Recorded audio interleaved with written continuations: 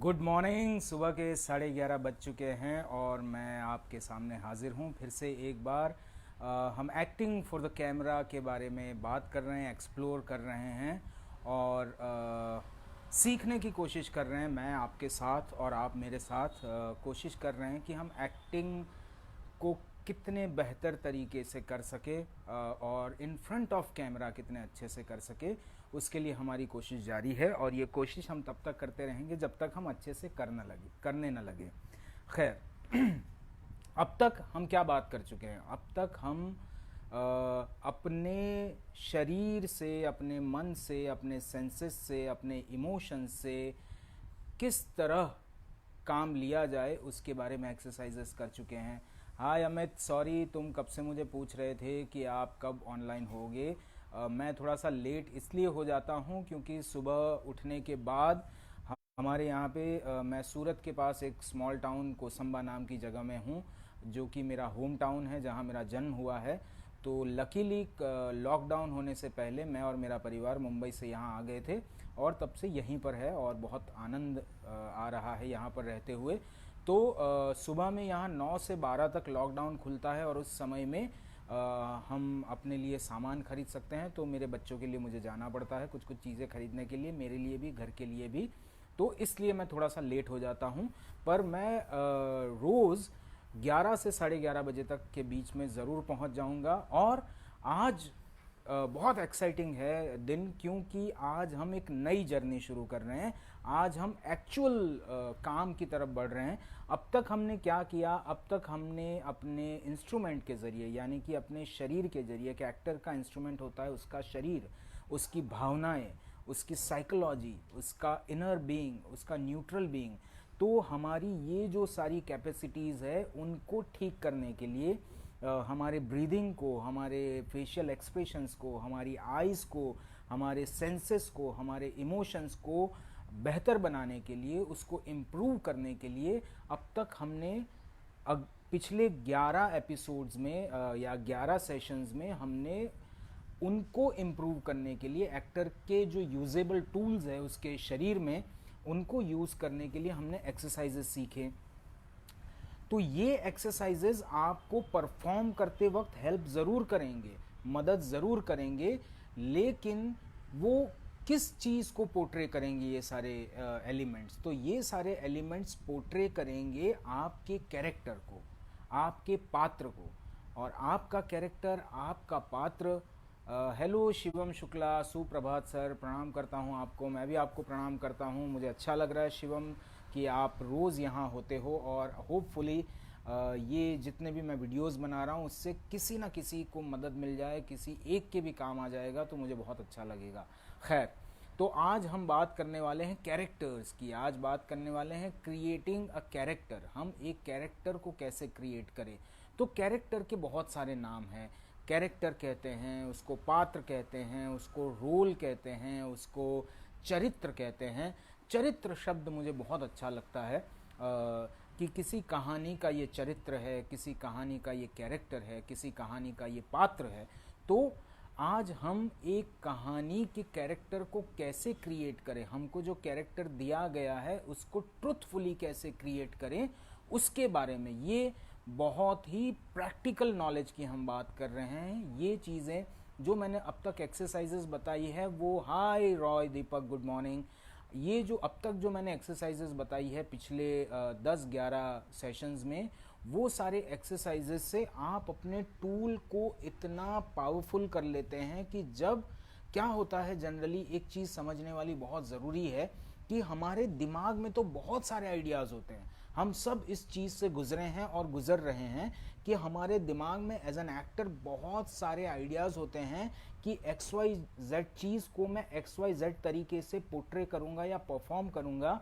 लेकिन जब परफॉर्म करने की बारी आती है, जब परफॉर्म करने का समय आता है, तब जो सोचा हुआ है वो परफॉर्म नहीं हो पाता है।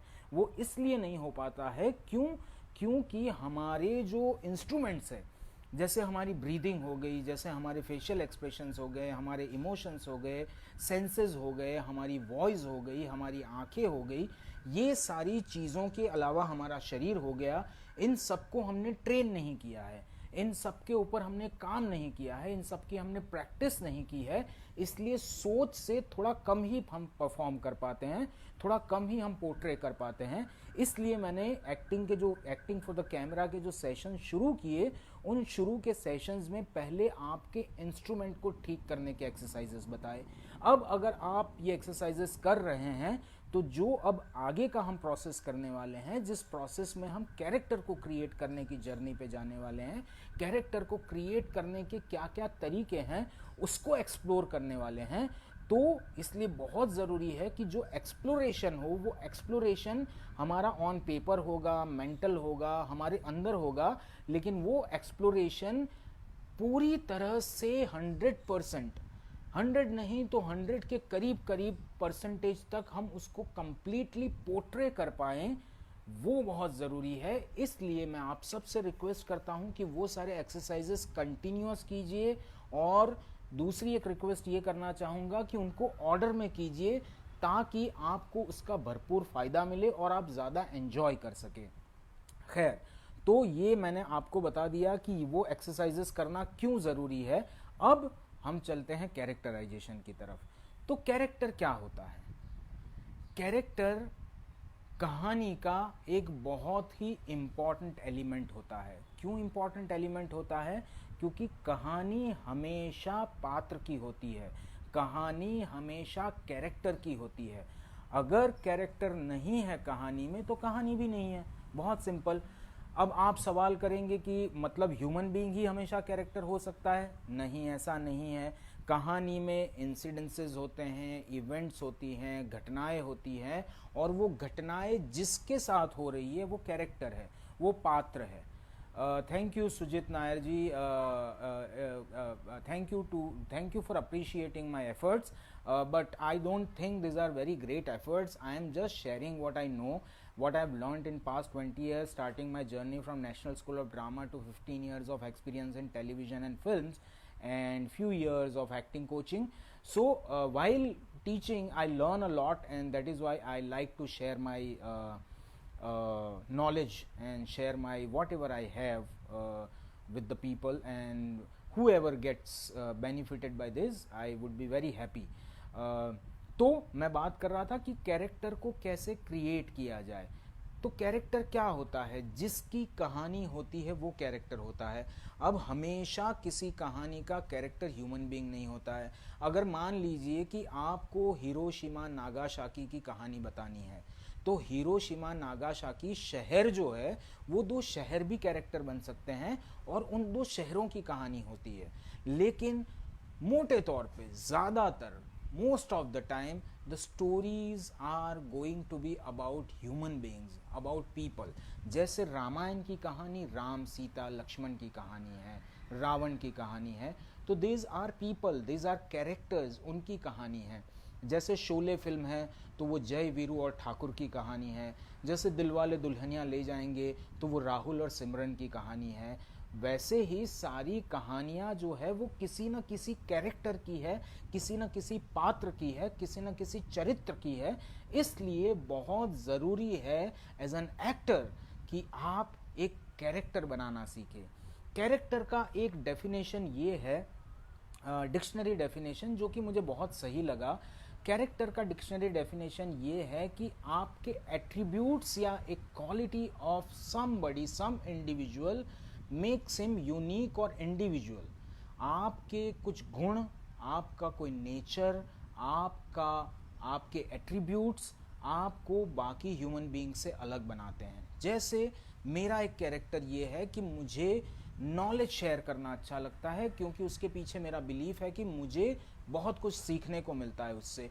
तो ये मेरे कैरेक्टर का एक एट्रीब्यूट हो गया। मैं सुबह जल्दी उठना पसंद करता हूँ, रात को जल्दी सोना पसंद करता हूँ, ये मेरा एक एट्रीब्यूट हो गया। मुझे एक ख़ास तरह के खाने पसंद है, ये मेरा एट्रीब्यूट हो गया। मुझे ख़ास तरह के लोग और ख़ास तरह के विचारों में इंटरेस्ट है, वो मेरा एक एट्रीब्यूट हो गया। मैं ख़ास तरह से चलता हूँ या ख़ास तरह से बोलता हूँ, ये मेरा एक एट्रीब्यूट हो गया। मैं चूँकि एक छोटे से गांव में मेरा जन्म हुआ, एक किसान परिवार में जन्म हुआ, मेरे माता पिताजी टीचर थे, मैंने बहुत सारा समय अपने जीवन का हॉस्टल्स में निकाला, तो ये सारी चीज़ें आज जैसा मैं हूँ उसको प्रभावित उन्हीं चीज़ों ने किया है, तब जाके मैं आज ऐसा हूँ। तो ये सारे मेरे एट्रीब्यूट्स हैं, मेरे कॉर्नर्स है। मेरा जो कैरेक्टर है, अगर आप उसको एक चौकोर मान ले, तो उस चौकोर के अलग अलग कॉर्नर्स में मेरे बहुत सारी क्वालिटीज़ और मेरे बहुत सारे एट्रीब्यूट्स है। वैसे ही आपका भी होगा और वैसे ही उन पात्रों का भी होगा जो आपकी इमेजिनरी स्टोरीज से आते हैं। जो भी स्टोरीज हम फिल्मों की कहानियाँ देखते हैं, किताबों में कहानियाँ देखते हैं, बहुत सारी कहानियाँ, जनरली हर आर्टिस्ट के लिए सबसे बड़ा इंस्पिरेशन होता है जीवन, और जीवन से ही कहानियाँ बनती है। अगर आप उसके बियॉन्ड जाके कहानियाँ बना पाएँ तो बहुत बेहतर है, बहुत अच्छा है, बहुत यूनिक कहानियाँ बनती है। जैसे कि जैसे सिंड्रेला की कहानी हो गई, जैसे फ्रोज़न की कहानी हो गई, जैसे फैंटेसीज़ होती है, वो सारी फैंटेसीज़ आप जीवन के बियॉन्ड जाके क्रिएट करते हो, राइट। तो उन कहानियों के भी पात्र होते हैं, वो इमेजिनरी होती है। जो आप जीवन से इंस्पिरेशन लेकर जो कहानियाँ लिखते हो, वो भी एक तरह का कल्पना है, एक तरह की इमेजिनेशन है, क्योंकि राइटर एक अलग वर्ल्ड क्रिएट करता है, उस वर्ल्ड में अलग तरह के पात्र क्रिएट करता है, और उन पात्रों का एक, उन कैरेक्टर्स का, उन चरित्रों का एक वर्ल्ड होता है। वो सब कुछ एक किसी इंसान के हृदय से और किसी एक इंसान के दिमाग से जन्म ली हुई कहानियाँ होती है, इमेजिनरी होती है। वैसे ही उन कहानियों में जो पात्र होते हैं वो भी इमेजिनरी होते हैं। अब इन इमेजिनरी पात्रों को आप सार्थक रूप में, सत्य के रूप में, ट्रुथफुलनेस के साथ कैसे प्रेजेंट करें, उसकी ये जर्नी है जो हम आगे करने के लिए जा रहे हैं, जो हम अभी एक्सप्लोर करेंगे। ठीक है, अब कैसे शुरुआत की जाए? तो शुरुआत करने के लिए सबसे पहले आपको पात्र को समझना पड़ेगा। कौन से पात्र को? अपने पात्र को, अपने कैरेक्टर को। जब तक आप अपने आप को नहीं समझ पाएंगे, जब तक आप अपने आप की न्यूट्रलिटी, अपने आप का खालीपन, अपने आप का ब्लैंकनेस नहीं समझ पाएंगे, तब तक आप नए कैरेक्टर को एब्जॉर्ब नहीं कर सकते या नए किसी कैरेक्टर में एब्जॉर्ब नहीं हो सकते। इसलिए बहुत इम्पॉर्टेंट है कि सबसे पहले अपने चरित्र को, अपने पात्र को, अपने कैरेक्टर को समझें। तो आज अगर आप फॉलो कर रहे हैं और रेगुलरली जा रहे हैं, अगर आपने कोई किताब बना रखी है अपने लिए, कोई बुक लिखने के लिए बना रखी है जिसमें आप मेरे सेशंस के पॉइंटर्स को नोट डाउन करते हैं, तो आज मैं आपके साथ एक होमवर्क करने जा रहा हूं। मैं आपको एक होमवर्क देने जा रहा हूं। आप अपने कैरेक्टर के बारे में, अपने बारे में जितना लंबा हो सके, कहाँ आपका जन्म हुआ, क्या क्या आपको पसंद है, क्या क्या आपका फेवरेट पास टाइम है, क्या क्या आपको पसंद नहीं है, क्या चीज़ें, कौन से कॉर्नर्स है जहां आप जाना पसंद करते हैं, कौन से कलर्स आपके फेवरेट है, कौन से लोग आपके फेवरेट है, कैसी विचारधारा को आप फॉलो करते हैं, कैसा डेली रूटीन आप फॉलो करते हैं, क्या पढ़ना पसंद करते हैं, क्या देखना पसंद करते हैं, क्या सुनना, क्या सूंघना, क्या खाना पसंद करते हैं, क्या आपके सीक्रेट्स है। ये सारी चीज़ें जो आपके कैरेक्टर को डिफाइन करते हैं, जो क्वालिटीज़, जो एट्रीब्यूट्स, उसको लिखिए। सबसे पहले अपने पात्र को समझिए। एक और बहुत इंपॉर्टेंट बात मैं आपको कैरेक्टराइजेशन से रिलेटेड बताना चाहता हूँ। क्या होता है, हमको साइकोलॉजी भी सिखाती है और ये नोन फैक्ट है कि हम सब ना अपनी 3 तरह की पर्सनालिटीज़ को लेकर जीते हैं मोस्ट ऑफली। द फर्स्ट पर्सनालिटी, जो सबसे प्राइमरी, सबसे ऊपर वाली पर्सनालिटी होती है, वो पर्सनालिटी होती है वर्ल्ड के लिए, दुनिया के लिए। जैसे आप किसी बैंक में काम करते हो, आप किसी ऑफिस में काम करते हो, आप किसी प्रोफेशन में काम करते हो, तो वहाँ आप एक अलग वर्ल्ड में जाते हो और वहाँ के लोगों के लिए आपकी पर्सनालिटी अलग होती है। जब आप ट्रैवल कर रहे हो, जब आप पब्लिक प्लेसेस में हो, आपकी पर्सनालिटी अलग होती है। जैसे किसी दुकानदार के पास आप कोई सामान लेने के लिए जाते हो, तब आप एक अलग तरह की पर्सनालिटी को कैरी करते हो। दूसरी पर्सनालिटी होती है अपने नज़दीकी, घर के, परिवार के, दोस्तों के साथ एक तरह का अलग बिहेवियर होता है, वो हमारी एक अलग पर्सनालिटी होती है। और सबसे अंदर, सबसे नीचे, सबसे दबी हुई और सबसे क्लोजेस्ट पर्सनालिटी एक आपकी होती है, वो होती है आपकी सीक्रेट पर्सनालिटी। वो पर्सनालिटी जो आप बाथरूम में जिसके साथ डिस्कशन करते हो, वो पर्सनालिटी जिसको आपके वो सारे सीक्रेट्स पता है जो दुनिया को पता नहीं है। तो हम प्राइमरीली 3 तरह की पर्सनालिटीज़ को कैरी करते हैं। उसके साथ एक्टर्स के साथ क्या होता है, एक्टर्स क्या, हर इंसान के साथ ये होता है कि हम जितने भी तरह के लोगों को संसार में मिलते हैं, उन सारे लोगों को हम अपने अंदर स्टोर करते जाते हैं। हम बहुत सारे विजुअल्स को स्टोर करते जाते हैं। कभी कभी हम उसको लेकर कॉन्शियस होते हैं। कब कॉन्शियस होते हैं? जैसे हम समंदर के किनारे बैठे हैं, पहाड़ पे बैठे हैं और हम सनसेट होते हुए देखते हैं। जब हम सनसेट होते हुए देखते हैं तो हमारा पूरा अवेयरनेस उस सनसेट के होने के पीछे होता है। तब हम अवेयरनेस और कॉन्शियसनेस के साथ उस विजुअल को स्टोर कर रहे होते हैं।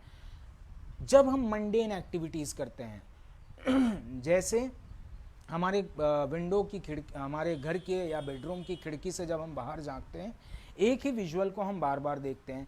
हालांकि वो एक ही विजुअल नहीं है। क्यों नहीं है?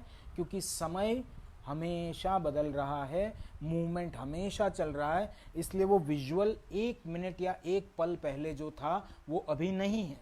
लेकिन सॉरी लेकिन चूंकि हमने अपने आप को ट्रेन नहीं किया है समय में रहने के लिए, हमने अपने आप को ट्रेन नहीं किया है उतनी सेंसिटिविटी के साथ कि हम कांस्टेंट मूवमेंट ऑफ टाइम के साथ चल सके, हम कॉन्स्टेंटली नाव में रह सके और कॉन्स्टेंटली टाइम के साथ मूव कर सके, हमने अपने आप को ऐसा ट्रेन नहीं किया है। इसलिए पल पल बदलते विजुअल्स के बीच में हमको डिफरेंस नहीं नज़र आता। इसलिए जिन विजुअल्स को हम बार बार देखते रहते हैं उनको हम सबकॉन्शियसली अपने अंदर स्टोर करते जाते हैं।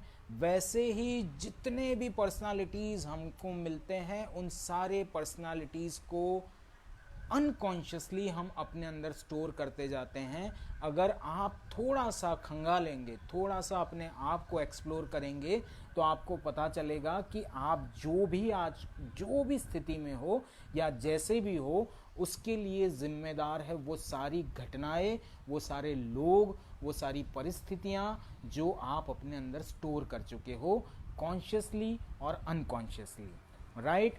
सबसे पहली चीज़ हमको जो करनी है वो अपने कैरेक्टर को समझना है। राम बहादुर रेणु दादा देख रहे हैं। दादा thank you so much.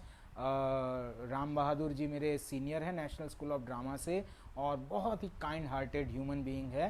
And जब वो बात करते हैं तो हमेशा उनके चेहरे पर एक मुस्कुराहट रहती है। And I love that about you दादा।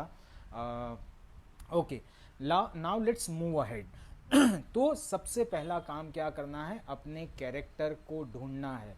आप क्या हो, आप कौन हो, वो अगर आप पता लगा पाओगे तो आपके लिए बहुत आसान हो जाएगा। जो 2 तरह की जर्नी होती है कैरेक्टराइजेशन की, कैरेक्टर को क्रिएट करने की 2 जर्नीज है। पहली जर्नी है can feel what you saying, it is true. Yes Neha, it is true. I have also observed in my life and I have read it and I have seen it that as many people you meet, as many people you come in contact with, you store all that people in you. Okay, तो मैं ये कह रहा था कि 2 journeys है एक character को क्रिएट करने की। बहुत ध्यान से समझ लीजिएगा। पहली जर्नी हो सकती है कि एक आप इमेजिनरी कैरेक्टर क्रिएट करें और उस कैरेक्टर के अंदर अपने आप को फिट करे। दूसरी जर्नी ये हो सकती है, हेलो विनोद, हाउ यू। दूसरी जर्नी ये हो सकती है कि पहली जर्नी है कि आप एक कैरेक्टर का खाका क्रिएट करें, एक इमेजिनरी कैरेक्टर क्रिएट करें और उस कैरेक्टर के अंदर अपने आप को फिट करें। दूसरा तरीका ये हो सकता है कि आपके अंदर आप कैरेक्टर को एब्जॉर्ब करें। मतलब आपने कैरेक्टर के बारे में जो कुछ सोचा है, कैरेक्टर की जो भी एट्रीब्यूट्स और जो भी क्वालिटीज़ आपने क्रिएट की है या इमेजिन की है, उन सारी क्वालिटीज़ और उन सारे एट्रीब्यूट्स को अपने अंदर ढूंढे और कैरेक्टर पोर्ट्रे करें। दोनों जर्नी में एक्सप्लोरेशन का प्रोसेस सेम है। पहले हमको क्या करना है? पहले हमको अपने पात्र के बारे में, अपने कैरेक्टर के बारे में तलाश करना है। मैं पहले भी कह चुका हूँ, कुछ लोग बाद में जुड़ रहे हैं इसलिए फिर से रिपीट कर रहा हूँ कि आप अपने कैरेक्टर के बारे में लिखिए। आप अपने जन्म से लेकर 19 अप्रैल या 20 अप्रैल 2020 तक की जितनी भी जर्नी आपने की है उस जर्नी को लिखिए। वो 50 पन्ने की हो सकती है, 10 पन्ने की हो सकती है, 500 पन्ने की हो सकती है। It all depends on you, it all depends on the kind of details you want to go. So it is like writing your own autobiography, it is like writing your own diary. Why I'm asking you to do that? So that you can understand yourself better. When you understand yourself better, it is very easy and it gets very smooth to, when you see something, when you understand something, it is very easy to get attached with it or get detached with it. जब आप ये सारी qualities को खंगाल लेंगे, explore कर लेंगे, उसका एक पुलिंदा बना लेंगे, तो उस पुलिंदे को कंप्लीटली हटाकर आप न्यूट्रल हो सकते हैं, ब्लैंक हो सकते हैं। और जब आप न्यूट्रल और ब्लैंक हो जाएंगे तब आप नए कैरेक्टर की जर्नी पे जा सकते हैं, नए कैरेक्टर में अपने आप को फिट कर सकते हैं या नए कैरेक्टर को अपने अंदर फिट कर सकते हैं। इसलिए बहुत ज़रूरी है, first of all look into yourself, first of all find the neutral being of yourself. Very very important. अगर ये कर लेंगे तो आगे की जर्नी बहुत स्मूथ रहेगी। और मैं कल आगे की जर्नी में जाऊंगा ही। जितने लोग कर सकते हैं ठीक है, जितने लोग नहीं कर सकते हैं वो भी ठीक है। They can keep listening to my videos, they can come again on my timeline and watch this video and take whole process whatever way you feel right. But I think if you can travel with me, if you can do this journey, if you can take this journey with me, at the end of this series we might create a character. तो सबसे पहली बात मैंने बताई, अपने बारे में लिखिए, अपना कैरेक्टर तलाशिए। जब हम अपना कैरेक्टर तलाश लेंगे तो हम उसको अलग रख के न्यूट्रल होकर नए कैरेक्टर की तरफ बढ़ सकते हैं। तो ये पहली चीज़ हो गई। दूसरी चीज़ मैं चाहता हूँ जो आप करें वो क्या है, वो ये है कि अगर कैरेक्टर क्रिएट करना है तो हमको कोई कैरेक्टर चाहिए, हमारे पास कोई कैरेक्टर होना चाहिए। अब वो कैसे होगा? वो बहुत सारे तरीक़ों से हो सकता है। पहला तरीका ये हो सकता है, आपने आप में से कोई 2 या 3 चीज़ चेंज कर दिए और अलग से कुछ 3 चीज़ ऐड कर दे तो भी अच्छा कैरेक्टर हम बना सकते हैं।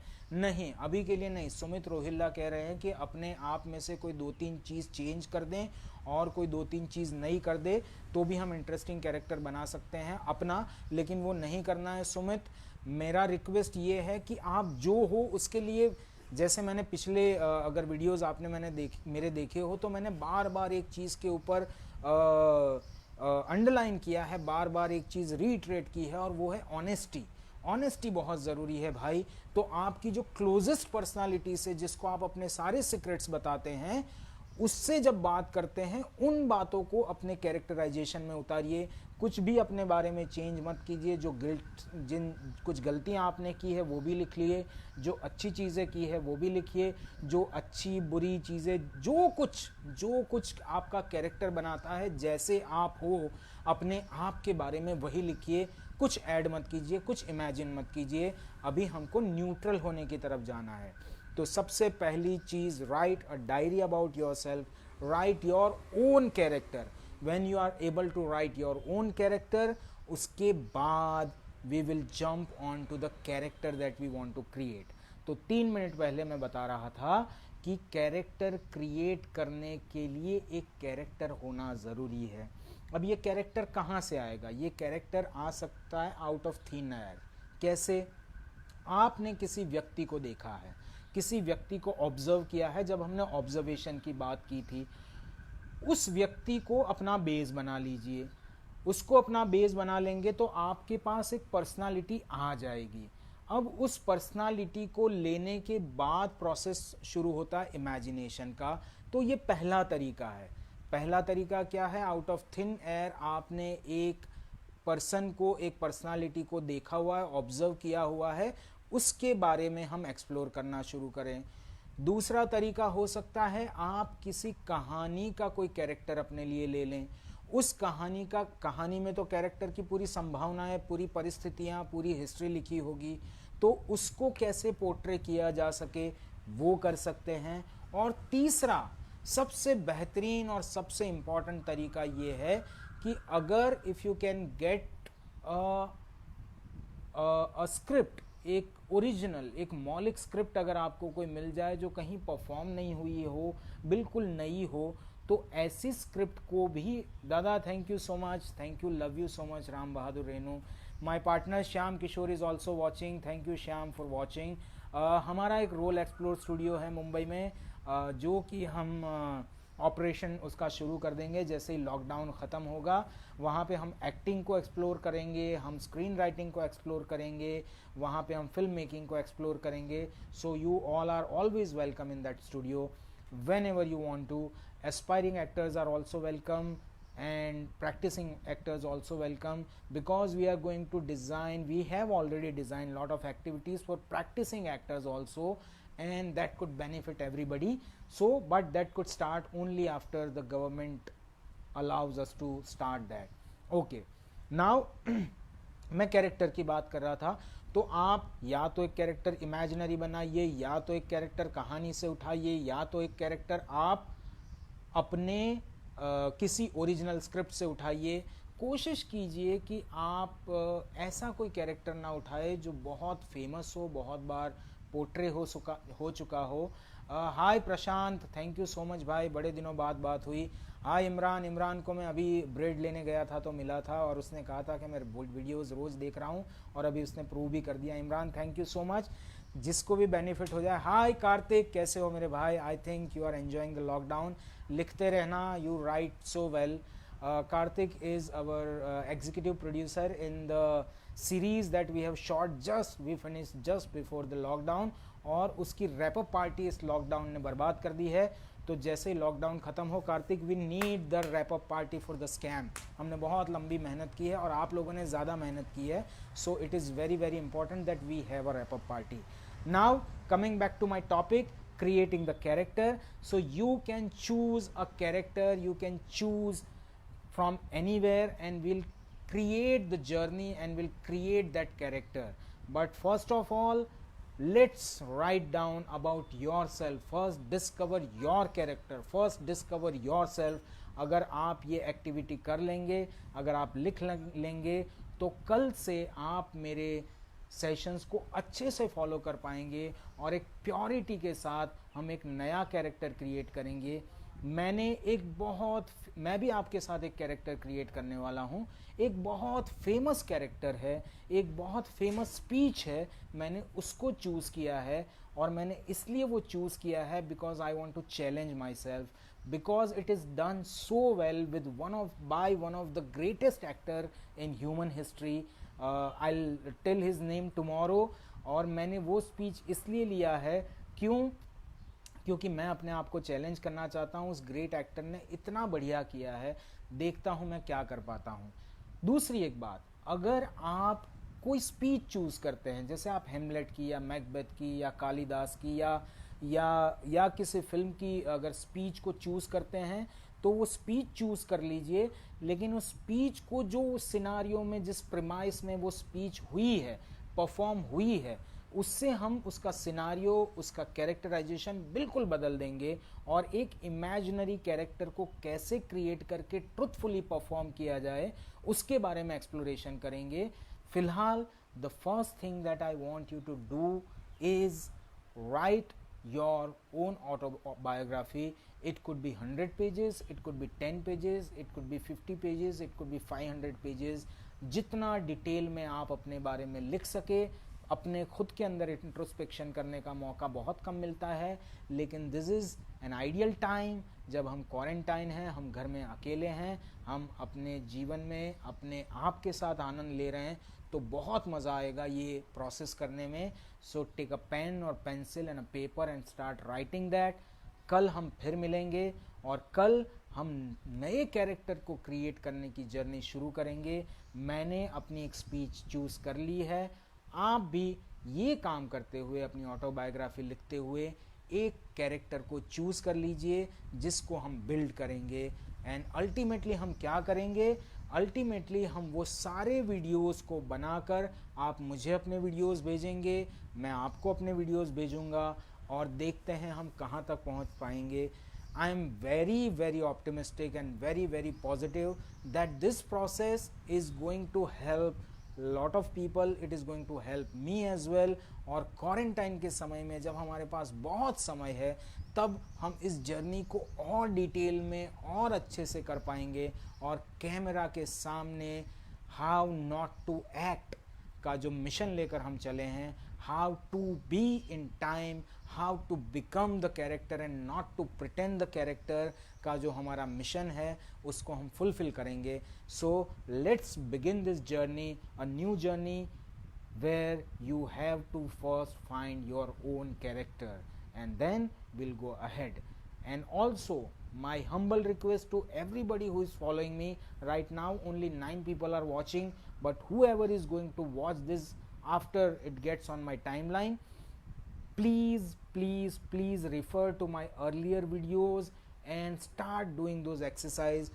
Those exercises are going to improve your physical tools. It is going to help you improve your physical tools so that the character that you are going to create can be portrayed in 100% capacity. Thank you so much. See you tomorrow, and I promise you tomorrow I will be here at sharp 11. From now onwards I am going to be here at sharp 11. So see you all tomorrow. tab tak ke liye enjoy yourself, keep doing the exercises and enjoy this creative journey that we are doing together. God bless you all.